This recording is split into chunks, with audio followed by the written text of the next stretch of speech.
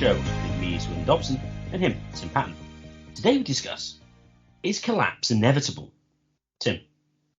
I could call this, is decline inevitable? And decline is a weaker word, but collapse is probably the stronger word of the continuation of decline. So what is decline? Well, if I'm walking along with 20 apples and I drop 2, give 1 to you, and now I have 17 apples, my number of apples has declined from 20 apples. If numbers exists, and numbers are a fairly intuitive concept, you can say it went from 20 apples, it declined to 17. If it goes to 0 apples, let's say I give them all away, or they all get eaten, or they all get then it's 0, then it's my apple supply has collapsed. So that's a simple example here of that's sort of commonsensical, 0 apples. And the fringes, again, I use these terms in the technical meaning, not necessarily as a pejorative term, which is the general use. But speaking of the fringes, like the far right and far left, they're both believers in collapse, whether it's cultural decline, demographic decline, or environmental decline, economic decline. And again, the continuation of the endpoint of decline is collapse. It's the endpoint. So you can try to ask, what is it?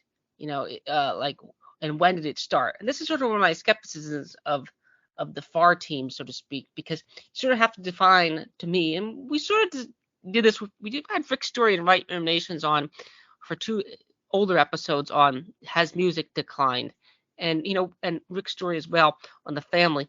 And so to me, to say that the family has declined, you have to say it was strong in the past and it's weaker now. So you sort of have to posit when it was strong and what made it strong, and so forth, and then argue it has gone, quote unquote, from 20 to 10 or some metric, or at least have some scale. Now, of course, decline isn't only on the right; it's on the left too. And actually, I see.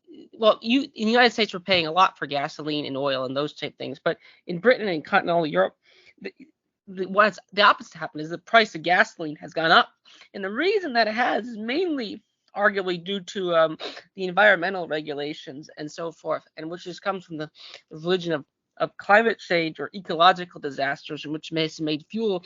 No one wants to drill for oil or coal, which is just all around. They don't use it, and the reason they're not using it is sort of they view it as causing decline or collapse, or environmental collapse. Everyone will be underwater. The temperature of the planet will be 1,000,000 degrees or whatever. So the left has a huge investment in the sort of apocalypse collapse narrative. In that, they also had an older one too of the population bomb, which, funny enough, is why China did the one-child policy. Supposedly, actually, we have the opposite. Probably have a population bust, arguably. So that's another quote unquote left-wing thing, that, so to speak.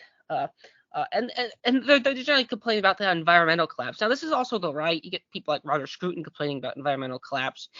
But I'd argue that my thing is thinking that compared to like the industrial revolution, the environment has improved. People were in the process of cutting down all the trees. I think Northern England Scotland was totally deforested or something like that. Same way with the United States, like whole parts of Virginia Peninsula, which is the oldest part of Virginia, were entirely cut up trees as early as like 1700 for timber. To heat your home and so forth. So when people say that the environment has collapsed, it's always compared to what? And the air wasn't that clean living in these small settlements with. So there's a good question of when it collapsed. And of course you have cultural decline. This is again typically associated with the right, but you also have people like Adorno and Marcuse, who aren't a big fan of pop music, who aren't a big fan of Hollywood, who think that those things are more or less degenerate or bad consumer capitalist culture. Again, people on the right would say that as well, of course. And we did Mark Fisher, for example, who likes to make fun of like the movies like Wall-E and other things. But you could argue that these movies and some of the other trashier films out there are just a sign of decline or collapse. And of course, collapse is the end. So, Swithin, what do you make of my theses? Like, why? I'll get into why I don't like it. Why I'm not a full-on decliner here. Let me include one more thing: economic decline. One more thing before I. for example, Peter Schiff is famous for economic decline. That the idea that things are getting worse. There's always a bank. There's always going to be a financial crisis around the corner. And this is sort of David Friedman's critique of Friedman and David Friedman, anarcho-capitalist, son of Milton Friedman. This is his critique of Bob Murphy and Murray Rothbard and others. You have to have a time preference. You have to have a time statement of when your collapse or decline prediction is. Like if you just say the banks are going to collapse, eventually that will be true. And this also another weird thing I noticed is Jeffrey Tucker, for example. Speaking of golden ages, Jeffrey Tucker, who as much as I like in his critiques of the 2020 periods, is now funnily enough saying that 2019 was a great economy. If you look at what Jeffrey Tucker was writing in 2019, he was not thinking it was a great economy. He was actually thinking it was like, under the control of some, fascist Trump or under trade restrictions or things like that. That's what Jeffrey Tucker is actually, the mood of Jeffrey Tucker. Again, I like Tucker very much in the 2020-21 now period. He's been excellent. But there's an interesting wrinkle there where 2019 is some golden age. Now, it might be a golden age. Arguably, it is. So what do you make generally of the decline? There's a book about decline, the history of decline. You have Matt Ridley's Rational Optics, which let's say is an antithesis to that. What do you make of decline? Why do so many people want to believe it? Do they want to believe it? And then we'll get into the other questions, like, is it empirically true? Swithin? Well, I was going to say that whether decline is necessarily going to happen really is determined whether you have sort of like a psychical view of history and of time, or you have a more broadly linear one. Because clearly, if you, so for instance, is it Julius Evola, who I think he argued that civilization had been in decline since the Greek period, but the idea that you have these natural historical cycles of rise and fall and then clearly fall, then obviously if you take that kind of view, you're necessarily going to have declinist aspects to your view. Now, the examples that you gave when it comes to it, the economic, the Peter Schiff types, or even the left economic collapse narrative like Caleb Maupin or the classic sort of Marxists. Pretty much everybody there is going to not hold, to a large extent, a psychical view of history. The only ones who really hold to a more sort of genuine declinist view of necessity is those who you could probably say are on the right. Because the left generally is like, well, no, we can just make stuff better. And, we have problems in society, but they can be solved. And we can always, go forward and progress. Whereas on the right, you can have generally more of a declinist attitude. Now, that said, they would probably all still hold out for like a rebirth of something. So I think that's a more general perspective. The question is, why? Well, I think it's obvious as to why sort of the more radical groups think that the current economic and social arrangement is in decline, is because they think they're bad. And so therefore, for whatever reason, they will decline. So let's take the sort of libertarian Austrian view. Well, you've got phony money being pumped in, misallocation of resources, it's going to collapse. Left economic collapse, you get increased wealth concentration in the current society. The capitalist class is increasing its income while exploiting the surplus value of the workers. The workers won't be able to have a high enough income to buy all the stuff that's produced, and so we'll have underconsumption and collapse. The right environmental collapse position is interesting. In a sense, it's more of an aesthetic critique than a genuine environmental one, except insofar as they might say, well, small-scale farming is actually better for the land. More traditional types of farming technique are good, and maybe some of the technological developments haven't been ideal. That's something actually the right, more so than the left, apart from the primitivists, is the right seems to take a lower view of technological progress than the left does, apart from say the primitivists. So there's an aesthetic critique with sort of like the environmental stuff. Obviously, the left environmental collapse is obvious, although actually that's pretty mainstream. Although, I mean, that is the big sort of collapse narrative of society, which then justifies state intervention and banning of cheap, reliable energy, which has now bitten them. Well, hasn't really bitten them. It's become obvious that that wasn't a very good idea.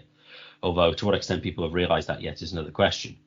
Although related to this, and this thing is interesting with the whole declinist narratives, is do humans have a tendency to just do bad things? Are humans broken? I suppose in a way the collapse and decline idea is associated to some extent with, you could argue, sort of original sin or things similar to that. Because if it's the case that humans are fundamentally kind of broken in a way, then you have sort of pessimistic declinist view. If you view humans like a tabula rasa to a large extent, or to not intrinsically good in a way, and somehow environmental conditions are such that it makes humans go bad, that this then gives you much less of a sort of declinist view. Although interestingly, with the environmental stuff, it almost treats human impact as such as the original sin of humanity. And so, well, I mean that's really how they go about it, and really the consistent position is the primitivist position. Although I suppose you could argue the most consistent position is suicide, but we've done an episode on that as well. The right cultural collapse position is obvious. I mean, really, the right cultural collapse positions existed since industrialization. No one's in agrarian societies anymore. Social hierarchies don't exist in the same way. Family is broken up. People are hypermobile. Even from like your parents, your grandparents, and things might live in completely different places. And then, of course, the left critique. I mean, since again the industrial period. I mean, actually, the right cultural collapse and the left cultural collapse is actually they're actually quite similar in certain respects, because the left focuses more, I say, like Adorno, etc., on commercialization and stuff, which is interesting as well. The sort of less sort of capitalist cultural rightists will complain about as well, and commercialization of things like, well, you always get the concerns, oh no, Christmas is becoming materialistic, and materialism is bad. So I think it's pretty obvious why the more radical groups think that it is in decline, because from their view, they clearly are. Of all of those, the ones that has the most sort of mainstream hold is sort of the environmental collapse position of the left, really. Although they think that by, doing lots of more mining than has ever been done in history, they can somehow avoid it. That's at least the current popular position with that. So I think that's why they hold the positions that they do. Any comments or questions on that, Tim? Does that make sense? That's pretty good. I'm going to add another point here. There's a book I read maybe like 6-7 years ago, called Tyler Cowen's book Great Stagnation. And I still remember when for all his certain amount of milquetoast ideas, Tyler Cowen, I think, writes fairly well. And the book Great Stagnation, the basic theory is that since around the 1950s or 60s, the growth in innovation has slowed down. The rate of innovation, that he argues that like before then, at the 70s through 1870s through 1914, or up to 1944, was a more innovative time period in human history. And actually, if you think about it, it's not that hard to look at. The airplanes went from Wright brothers to you had already had you had flying. I think the Germans and American corporations are experimenting with jet-powered flying wings basically as early as 1940. So like in 36 years you did that, 35 years. So the empirical evidence seems to be, it at least exists there. And then Peter Thiel has this quote about how went from wanted flying cars, we got Twitter instead.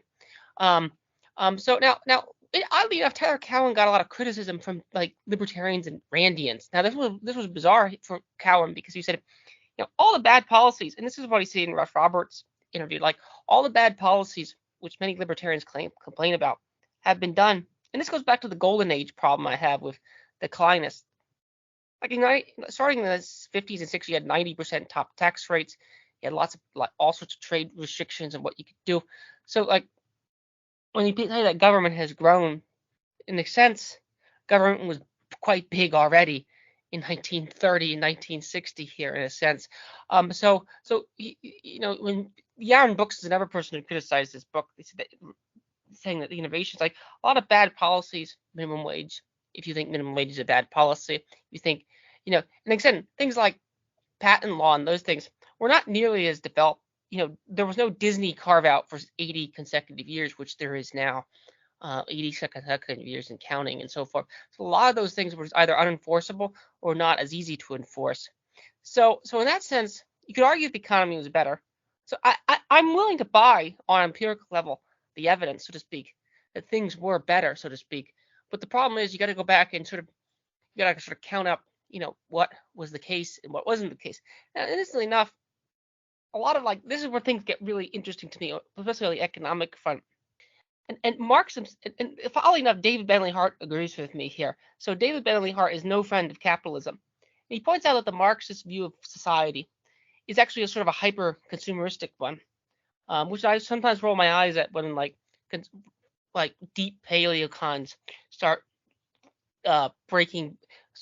sympathizing with sort of the far left people, because the goal of them is sort of a hyper-industrialization of society in a sense, which is really strange here. Now, that sounds, in a sense, on a first glance, that sounds convoluted there, but I think it's entirely the case here that what they want, what the Marxists want, in a sense, is what certain ANCAPs and libertarians want too. It's sort of a hyper-industrialization society. And I don't think that's a bad thing. I actually think that industrialized societies are an improvement over the environment, so to speak. And like that's one of the reasons why I'm against government regulation, oddly enough, is I think we should try to improve things on an economic level. So The Great Stagnation as a book has been a big influence on me. So I can buy into declinist narratives here. That doesn't bother me but the question is, what do you make of that? What do you make of the economic decline narratives with respect to that? Because the one problem is, were the 50s and 30s and the 1870s more economically, quote unquote, free and innovative? And if so, Tyler Cowen would point out the divorce rate was lower in those eras too. I mean, a lot of the paleocons might like that point or things like that. So maybe that actually is the strength of it. What do you make of the economic decline narrative? And do you agree with my point that the Marxists are quite bad on the environment? Because look at the whales, look at their nuclear programs.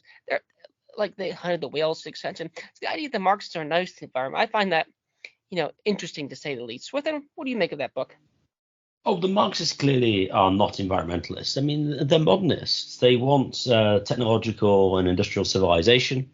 But they just think that the best way of producing it is by having the rational central plan rather than having the anarchy of production.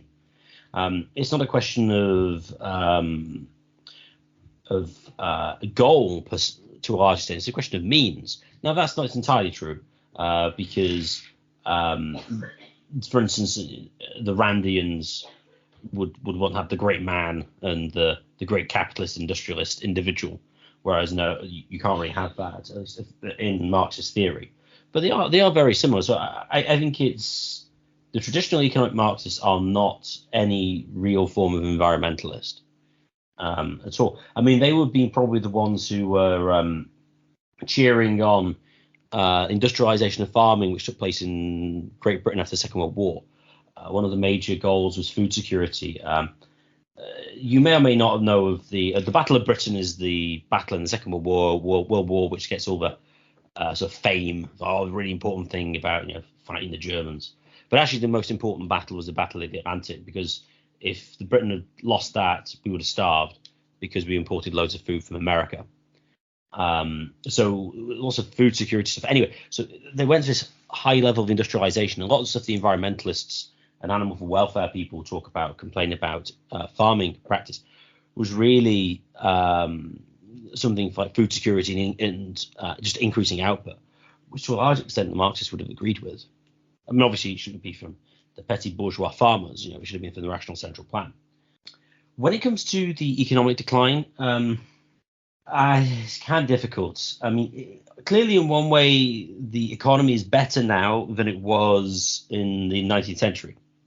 Insofar as material standard of living is higher, it would seem.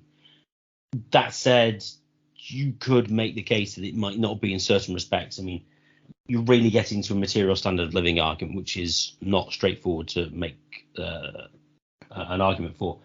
I mean, you really have to posit things which are more important than other things. So, I mean, for instance, Sean Gabb would make the claim to some extent that the 1970s was actually better than today, at least insofar as you could have a single earning household, so the husband could earn enough to pay his rent and feed his kids and wife. Is that a better economy than today, where that's less doable? It is doable, but it does seem to be less doable than it was. That doesn't seem to be true. Does that mean it's worse today? Well, it's. I would tend to agree with Sean Gabb there to some extent, but I'd have to look at the numbers more closely. Now, you could say the economic decline, you could argue, is one of whether the current system is sort of sustainable in a way. Now, not necessarily in this. Now, the problem with sustainable is that nothing is sustainable ultimately, in a sense, because nothing is sustainable because everything will decline eventually, insofar as, I suppose you could argue, no, I mean, okay, let's put on big time. There's various estimates for heat death of the universe, which seems to be unavoidable unless there's somehow more heat generated from outside the universe, which would basically mean effectively divine intervention, which is, of course, in principle possible. So when you get to the question of whether it's sustainable or not, sustainable relative to what? Now, if you take the view that government is inherently, this is a big if, but this is what Guido Hulsmann does in a 1998 paper called Towards a General Theory of Error Cycles, in which he argues that effectively all forms of government intervention will create unsustainable economic patterns, and of which the Austrian business cycle theory is just merely a subset, and one that's more obviously recurring. He was saying, the welfare state will eventually necessarily collapse, and its existence will mean that eventually when it does collapse, you have these misallocation of resources. In a sense, it's not it's not sustainable, which I think is an interesting argument. I think I'm generally sympathetic to Hulsmann's position, but just taking it on to the current sort of paradigm in a more sort of general sense of sustainable. I mean, I would probably take the position that I've been surprised of how long the current economic arrangement could last. I mean, we could be getting a situation where it changes now because of significant and obvious levels of inflation.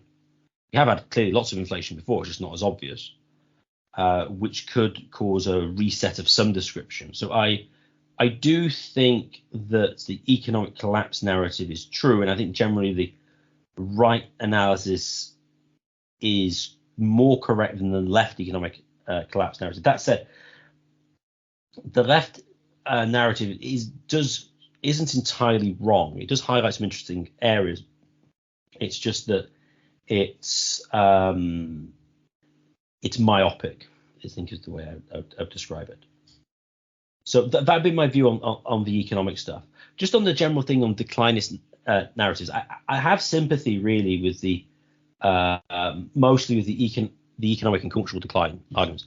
The one I think I have least sympathy with is the environmental decline argument. I mean, you might think this is, anyone who listens a lot will probably guess this. Clearly, the left environmental collapse argument is ridiculous. We have far more mastery over the environment today than we had 100 years ago. And so the environment is far more livable for humans than it ever has been. You can see this clearly by the population increase. You can see this in climate-related deaths from storm and drought and floods and things. They've gone down by about 97%, according to work of Alex Epstein. Why? Because we have so much more technological ability and a way to manipulate the external environment that the environment is much, much, much more livable than it was historically. So I think certainly the left environmental collapse, I think, is wrong. I'm generally not that sympathetic to the right environmental collapse unless it goes into a more aesthetic thing. I think sort of technology with farming and stuff can make things better. I mean, for instance, I saw a program in which they have like wearable tech on cows, and then you can figure out if they're ill or not. It's like, oh, that's kind of useful. You can go and see and help them out. And that's kind of a good thing. But then they'll say, oh, well, no, because on a small scale farm, they'd always know the cows by name. It's like, well, yeah, maybe, but then your productivity is like really low. So I'm generally pro technology in that sense. Economic decline, yes, I can certainly see the argument for that, but not environmental decline. The economic decline argument, again, I very much similar to you. When you use the word sustainable, if it wasn't used saying it, I would think I would cringe, because usually the word sustainable means the big CC argument here. And in that sense, Murray Rothbard pointed out the time preference problem here back in an interview in the 60s or 70s when he was talking about if you have a non-renewable resource and it's going to be exhausted in 10 years, okay, that's a problem. Well, it's going to be exhausted in 1,000 years. Well, I mean, this is like, that's not any, think about 1,000 years from now. That's like oftentimes the right gets accused of being too much into time preference arguments, the economic right. But this is like, well, you should just worry about that in 1,000 years here. I mean, that's like, and effectively we have tons of oil and coal. So like, in a sense that they're not unsustainable insofar as they don't exist.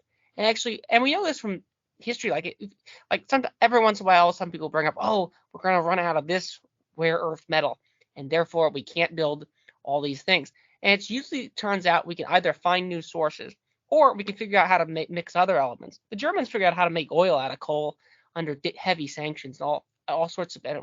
I mean, a little ingenuity could probably go a long way if we actually do run out of it. So, like, in the sense that things aren't sustainable, like that's sufficient. And actually, one thing that irritates me is sort of the paleo anti-capitalist right at times buys into a lot of these sort of empirically false arguments with respect to like running out of resources and things like that. I mean, we did almost run out of trees. That actually could have happened if it wasn't for finding coal. Arguably, that would have happened. And in that respect, Malthusianism might be true, because you don't have exhaustive amounts of those. They take a lot longer to replenish than coal. And we have we're full of coal and oil and things like that. Whether the atmosphere can absorb that is a good question, but it does again produce plant yields. But I've said that before here. So I would move out of the economic thing, but I don't think it's entirely disrelated to the economic thing, into the cultural domain. You sort of touched on this a little bit in your first sort of monologue here, after my monologue, cultural decline. Now, cultural decline is of course related to the economic mode of production here, because a lot of of course, Marcuse and Adorno, those type, they would say that because we have a capitalist mode of production that's motivated for profit, we're just going to produce goods that, like, all art has to be done for wages or profit, or all art is just for rich people to put their big capital as sort of a showy thing here into it. So in a sense, that's their critique. And the right, well, this goes back into sort of deeper issues here, insofar as you could just say the right is we mean by the religious right, and that a lot of modern art is degenerate and secular. That's one criticism you can make, and that's sort of the industrial evolution. Since the industrial revolution, that was the sort of cultural decline moment, and that destroyed the family, so to change the economic means production, and sort of went to big alienating factories and so forth and things like that. Now again, Marx himself praises the breakdown of rural idiocracy famously. So even that, and this is where I think David Bentley Hart was actually, who again, no friend of capitalists, was actually interesting enough to point out that the Marxists aren't really worthy allies if you want to sort of destroy industrial evolution or don't like alienating things like that. So I don't think they're disrelated, but cultural decline, so there. I mean, what we did some evidence, like we did an episode on just music. What do you think is the claim that the cultural is declining? The culture is declining. Again, I don't think it's just on the it's more common to hear this on the right. But you have Mark Fisher, for example. Again, big influence on Zizek and vice versa. And again, whether those are true lefties or not is a good question. But in a normal usage of words, they're basically counting that. And movies, like I do agree that like all Marvel movies made today suck. But I could point out the fact that like if you look at some of these 1950s movies that have under 5 stars, you get a lot of old movies on Amazon. If you have Amazon Prime, you get a lot of old that are out there free, or YouTube, or just absolute just like free streams out there.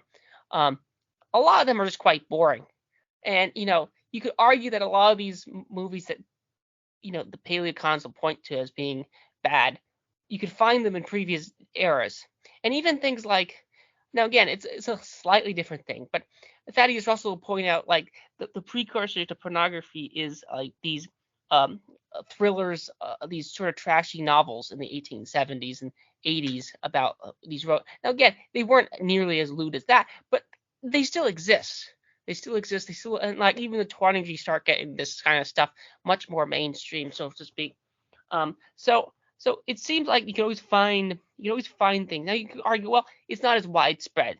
So again, I'm willing to go along with the paleo sort of critique of the culture. But do you think it's empirically true, Swithin? What's your take on the cultural decline narrative? I think there's points in favor and points in disfavor, but overall, on the balance of it, which way would you push as the outcome, Swithin? I think it depends on what domain you're looking at. So if you're looking at the arts in general, I think it's pretty much true that good art is relatively rare. Things are particularly good or innovative. They don't come along very often, and it's quite easy to look at historical things. Oh, look at all these great things in the past, and look at this trash now. It's like, yeah, but you've got to compare apples and apples. I mean, so for instance, let's say you want to know best film and television, because I'm uncultured. I was recently embarked on a rewatching of all the films I'd seen in the past that I thought were reasonably good.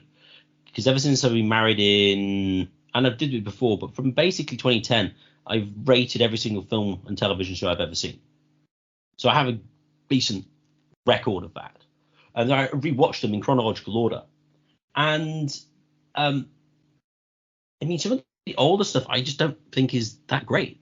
And of the best films I have, I think most of them, if I have a look, I believe, yes, is actually from the 2000s, actually. Some from the 70s, some from the 60s, but no earlier than that. Now, why that is the case? I mean, that could be tastes have changed to some extent. Maybe people, I mean, it's difficult to tell. I mean, the films of the old generation generally are a little slower, quite a lot, although not necessarily. Some of them are pretty well and slickly edited. Although, I mean, you could argue, though, with film, I mean, you were taking quite a long time to get used to what the medium was like. I mean, there's lots of development of film. I mean, it's almost sort of quite theatrical early on, like the 30s and stuff. A good example of this is, actually, in 1927, Fritz Lang's Metropolis, which is interesting, a Marxist film about the horrors of industrialization and actually how you need this cooperation between sectors of society to sort of bring this new great future for humanity as a whole. So I don't think necessarily the decline attitude exists in film. When it comes to music, the popular music, I mean, the chart music is worse. I think that's pretty true from the mid 2000s. Again, I've done quite a lot of quizzes in the past, and so I've got a decent knowledge of UK number ones, and they clearly get a lot worse after 2005. But you then have a whole plethora of music that you can now get more easily that you otherwise couldn't, because it's much easier because you get it online, whereas previously you had to go to an obscure record shop and buy it. And so in that sense, it's not immediately obvious that that's declined, although you could argue the mainstream stuff has.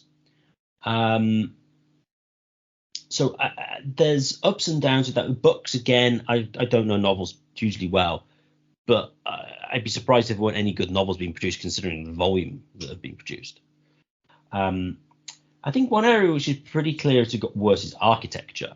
Architecture does seem to be worse in general. I mean, you just get these big glass boxes going up.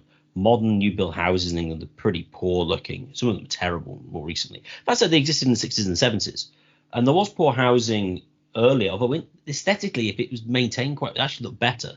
And the houses of the 30s and the 20s and the terraced houses of the 19th century actually do look better to a large extent, and to some extent are better built than contemporary houses. So I think the declinist narrative from the right indicates architecture is probably the most true of any of the others, and less so. And I think orchestral music as well. Clearly, you've got the influence of atonal stuff, serialism, and this is old, and like the avant-garde stuff from the 50s. And you don't tend to get any particularly interesting, like officially sort of classical sort of orchestral compositions. But the thing is that the decent composers have moved to make film music or computer game music, actually. Although, is it as complex and as rich as it were as symphony is? No, probably not. But it's not bad. So I think it's sort of like the aesthetic decline is not there. I suppose you could argue for clothing to some extent. I mean, well, that's interesting. You could make the case that the right would that you've got a less formal or less not less formal. Well, it is less formal, but we now have a less good standard of dress in general. Jeffrey Tucker actually makes this argument. He's always very well dressed. So I think on that angle you could possibly go in that way. I mean, it seems to still be the case that if you're really rich, you can show that you're rich by looking like a tramp. Jack Dorsey being the best example of that. So that's I probably missed something, but I think the cultural decline that the right really focuses on is not the arts in general. It's just general human interaction, and basically the family, and basically to what extent do you feel like you belong in an area and you have good relations with people around you, and the relation to this is sort of perception of the level of crime.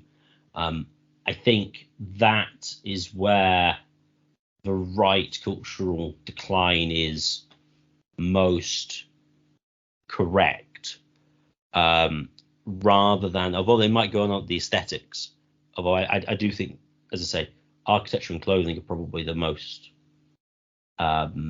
the best examples of it, actually, which they probably don't often use. But it's really the more general social interaction, crime, belonging. I mean, so for instance, prior to 2020, I see like a quarter, a third of the like the US or some Western Europe were diagnosed with some sort of mental illness or mental things of like generalized anxiety. You know, they were anxious about stuff but didn't know really why.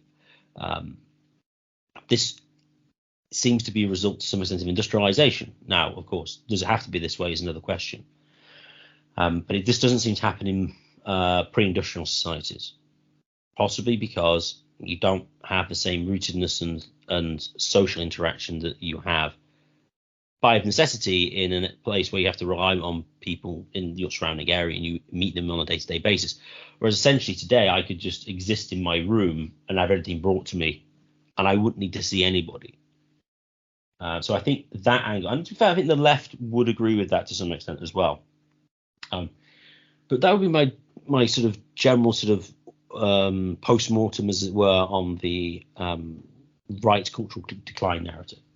one problem I have with the left's cultural decline narrative, and I met like 6 months ago. I finally found someone who agrees with who I think has the correct insights. It's Chris Cutrone, who was interviewed by Douglas Lane, and one of the things he points out is like, and I think this is entirely correct. This sort of relates to our Mark Fisher and Nick Land episode on is liberalism escapable. This doesn't necessarily apply to the Marxist left, but it definitely applies to the progressive left. For the progressives today to say that things have declined is a very hard thing to do, considering the fact that they more or less won all the political fights of the last 100 years. Women's voting, expansion of rights to minorities, more immigration, workers' protections, unionization. But then again, then deunionization, arguably, is as much of their thing as too, because like unions had a lot of dodgy cultural views that would have posed problems to the current cultural left here, and Paul Gottfried would agree with that as well. That like unions, and again, like some of the historical old lefties are actually arguably xenophobic by modern progressive standards. So there is a sense in which the history of like the progressives have won. Progressive ideas writ large. And again, libertarians at times can be subsumed under this heading at times. And again, the more like Reason Magazine, Nick Gillespie ones definitely wouldn't have a problem of saying these things are good, if not or neutral at minimum. They wouldn't say like gay marriage is bad, or they would just say it's neutral, or if not right, free choice or something like that. So one of the problems I have with them saying things have declined is like, well, you've had all your way for the past 100 years, and you're saying things have gone downhill. How, like, what exactly is that statement even mean?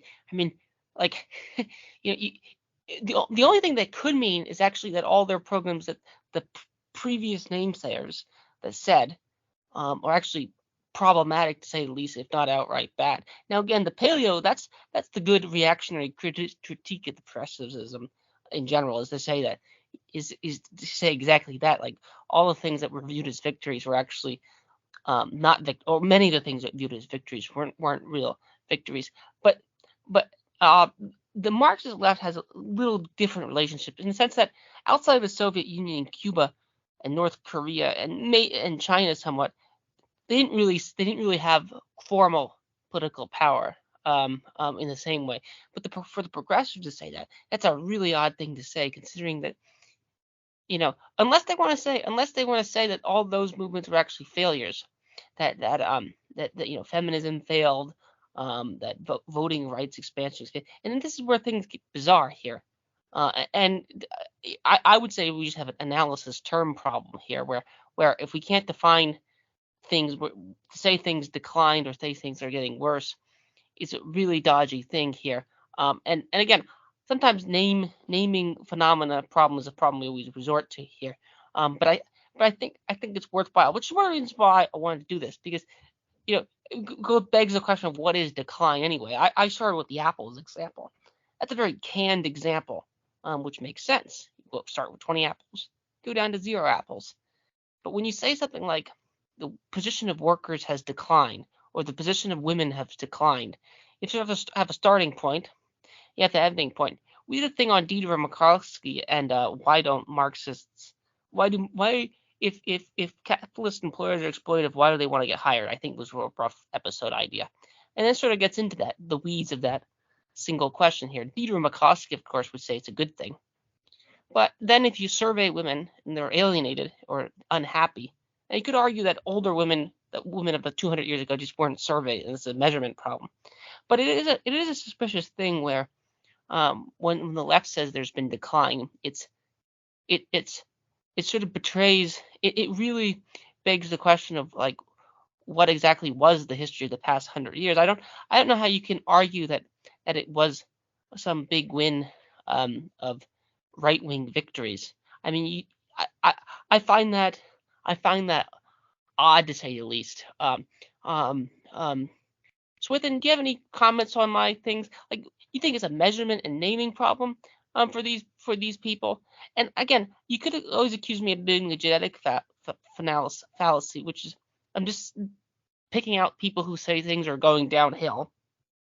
but they're saying we're going downhill for different reasons.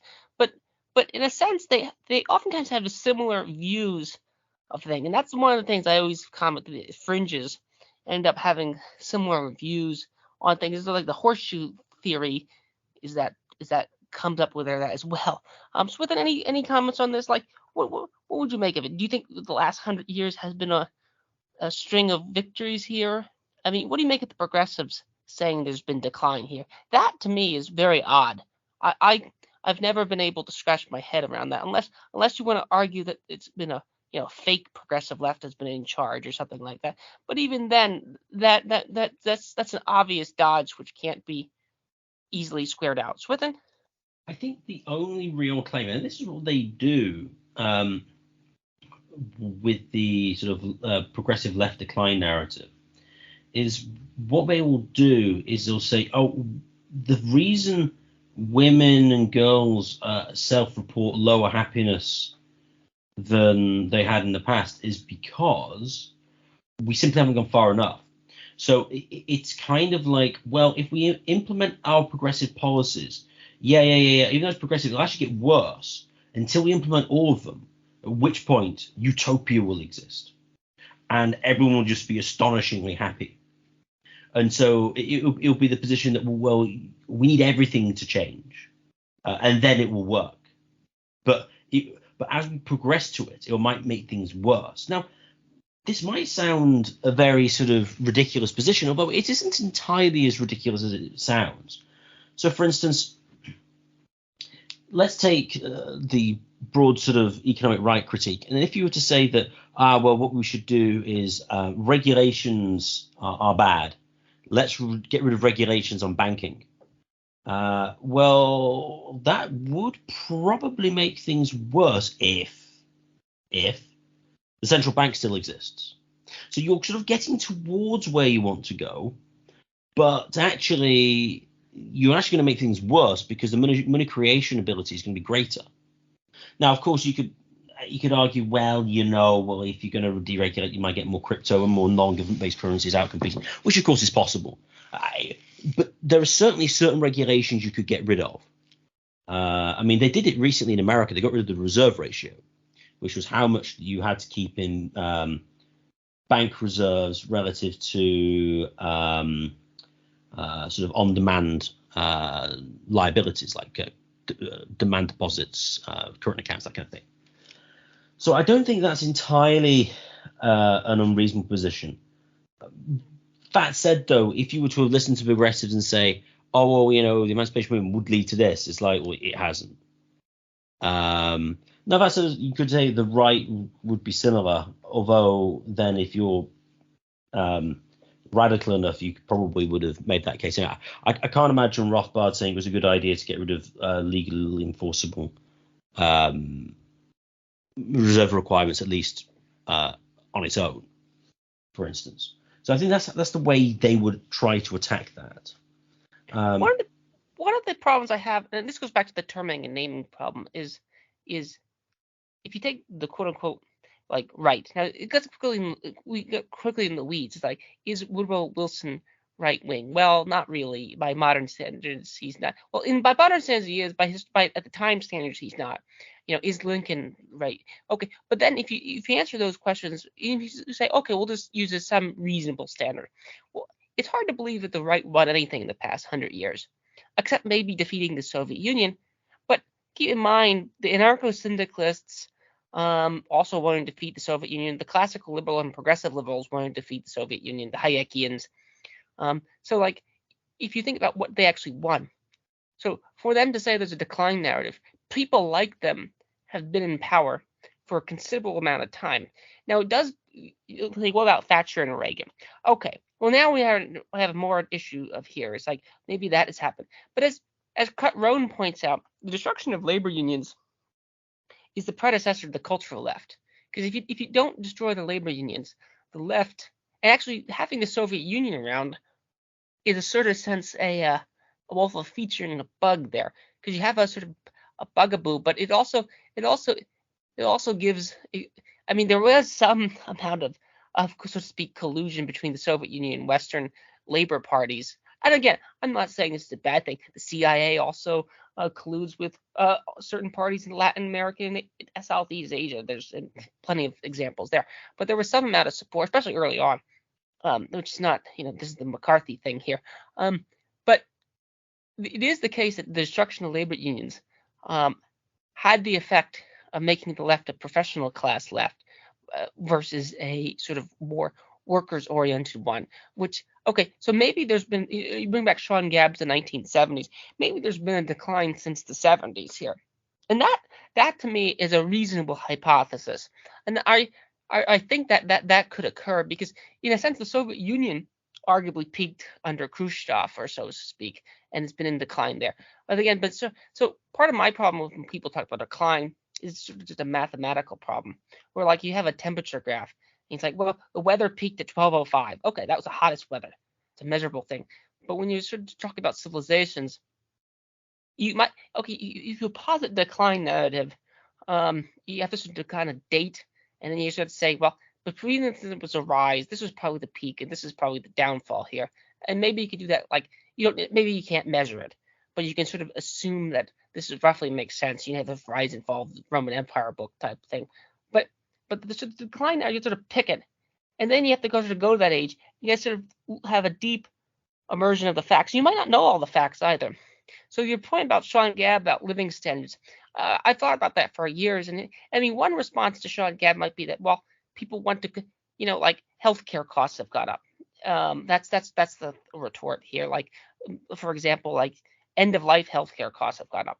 So like you can live an extra 5 years, and in order to pay for that, to live in a nursing home. Now again, I'm critical of that, but that's just sort of what happens. Like that's one reason why I like to ask these sort of blunt questions on that.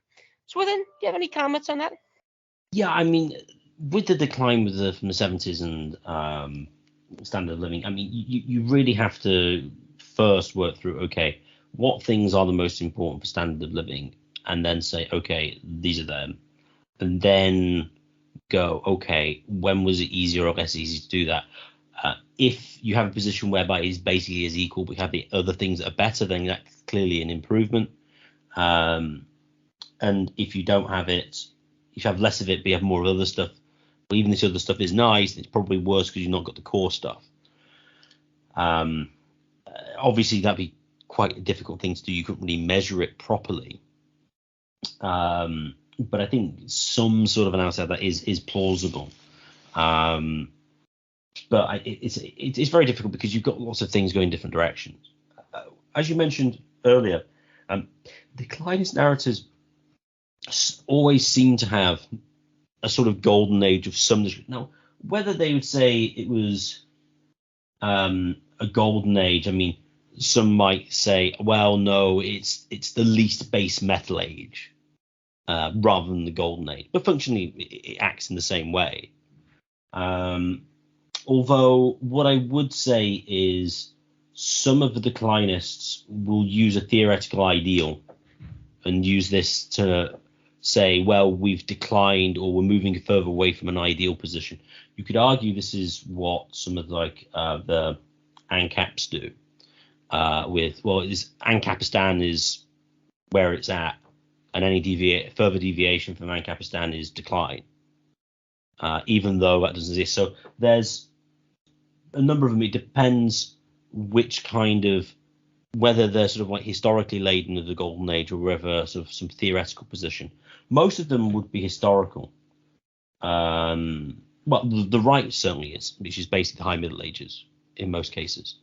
The left really is probably a theoretical one, except for the primitivists who praise hunter-gatherers, because otherwise they're very much a progressive, future-orientated kind of view. So that's I think how sort of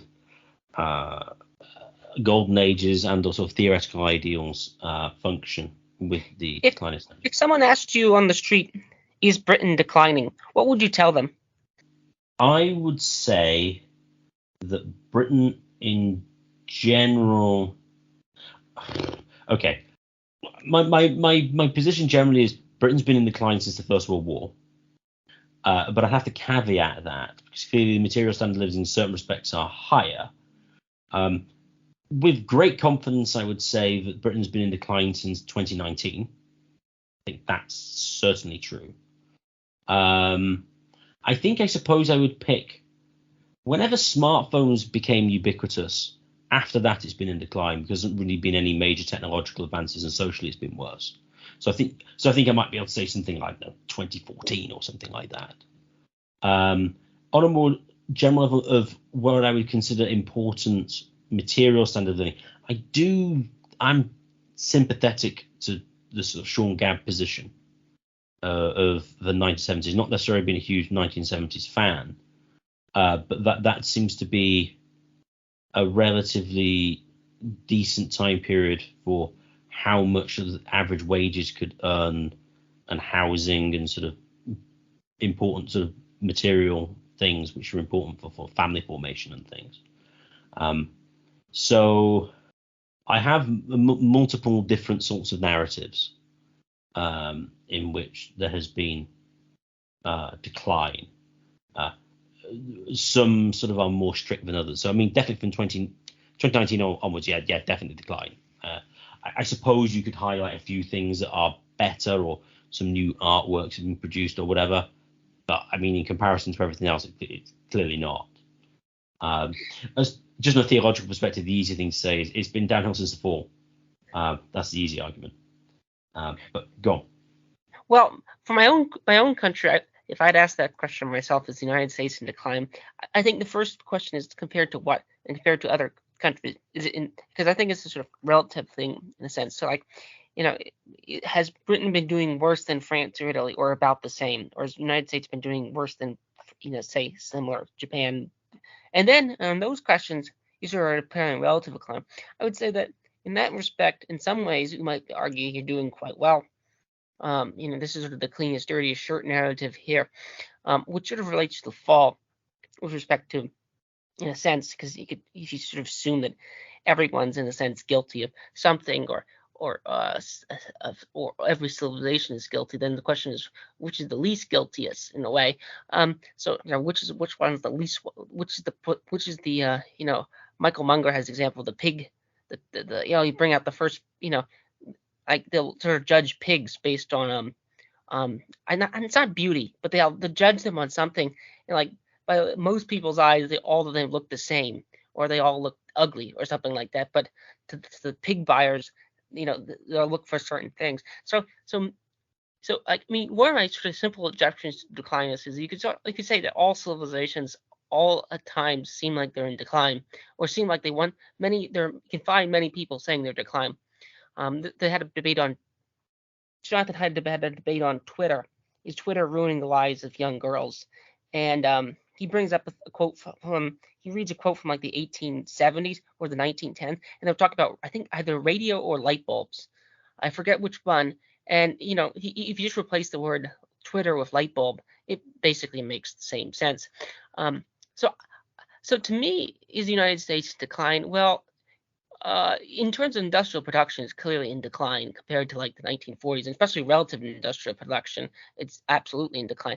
But is that a bug? Well, I mean, in a sense, I'm glad that, other countries are making steel and other products and things like that. Although America still makes plenty of things. So is it in decline? Just to say, the American industrial production is the highest it's ever been.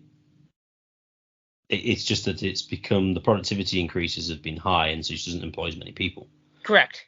And I think in relative terms, it's less, though. As a proportion of GDP, it's a lot lower, and as a share of the world, sort of. Yeah, the share of the world, it's clearly. I mean, Britain has the same problem, I would argue, where British local manufacturing is probably strong enough but it's just like you're not like you at one point. I think the second or the first biggest. I think one of the three biggest economies in the world, which you're like still, I think, sixth or fifth, but again, GDP has issues anyway. I don't think I'm not a GDP worshiper, but yeah, the decline narrative, I think, needs to be discussed, and because on balance, when people say is things declining, I'm hesitant to say it. I will say that I do think that the family structure has declined. If there's one thing I might agree on, is that, and I think that's the thing I agree with the paleos on, that there's just sort of less stable, formed family units here. Although the upper middle class, for all that they're all lifestyle liberalism, they themselves tend to have some of the stronger formations and family formation, which is an interesting point. So as far as decline, and on economics, I think it's really tricky here because like one of the problems of Austrians is like the 1930s were not the friendliest time for economic producers in the United States. So with that respect, it's very difficult to say because it's very difficult. So that's my final comment. If you want to add anything on, that'd be great. I mean, thanks for doing this conversation. I declined when people say things are declining. I always think of when did it start? When was the better age? And is it going to get worse tomorrow? That'd be my sort of quick methodology. Swithin, any final comments? I think the main thing is that decline does exist, and things do decline, but things do improve, and the problem is they take place at the same time. So to sort of uniformly say it's in decline, or to uniformly say it's in an ascendance, is very difficult to say, and you really need to have a good idea of what the most important things are to be able to sift out the areas of declining and say, well, yeah, they are declining, but well, so what? So I think that's really what's at stake, what's really needs to be done here. I just now like to thank everyone for listening. If you've enjoyed this podcast, please share it with your friends and family, and subscribe to us on Podbean on YouTube.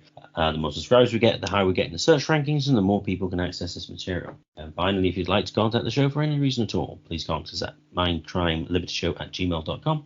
That's mindcrimelibertyshow@gmail.com.